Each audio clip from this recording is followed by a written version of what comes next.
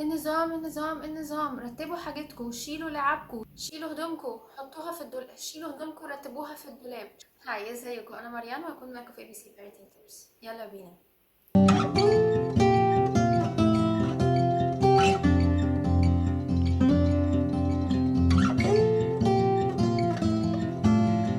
كتير قوي بنحاول نقنع ولادنا ان هم ينظموا حاجتهم، ان هم يشيلوا اللعب اللي متنطوره على الارض او الهدوم اللي مرميه على السرير ويوضبوها، ويبقى دي ميشن امبوسيبل، استحاله يقتنعوا واستحاله ينظموا شويه حاجتهم او يرتبوها.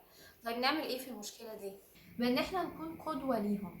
لازم الولاد يشوفونا احنا بنرتب، يشوفونا احنا بننظف، احنا بنوضب، بنشيل الاطباق ورانا ونحطها في المطبخ، بنرتب الاوضه بتاعتنا، بنشيل الحاجات مكانها بعد ما بنلعب بيها. لازم هم يشوفونا احنا بنعمل الكلام ده. كمان ممكن نديهم تاسكات صغيرة على قدهم ونساعدهم فيها، يعني مثلا بعد ما نخلص لعب باللعب بتاعتنا نقوم شايلينها تاني في المكان بتاعها ونساعدهم في ده. ممكن كمان نخليهم يشيلوا الطبق بتاعهم بعد الاكل ويحطوه في المطبخ.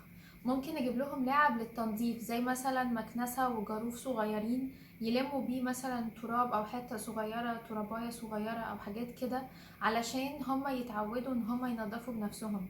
لو وقعوا حاجة على الارض يشيلوها ويحطوها مكانها. نعلمهم واحدة واحدة انه النظافة والترتيب وكده دي حاجة حلوة ودي حاجة كويسة.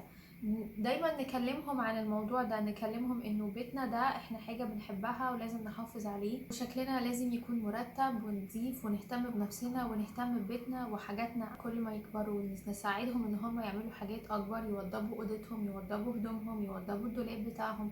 كل ما يكبروا نكبر التاسك بتاعهم علشان يتعودوا دايما ان هو في حاجة لازم يكونوا بيعملوها في الترتيب وفي التنظيم، ويشوفونا احنا كمان بنعمل ده دايما.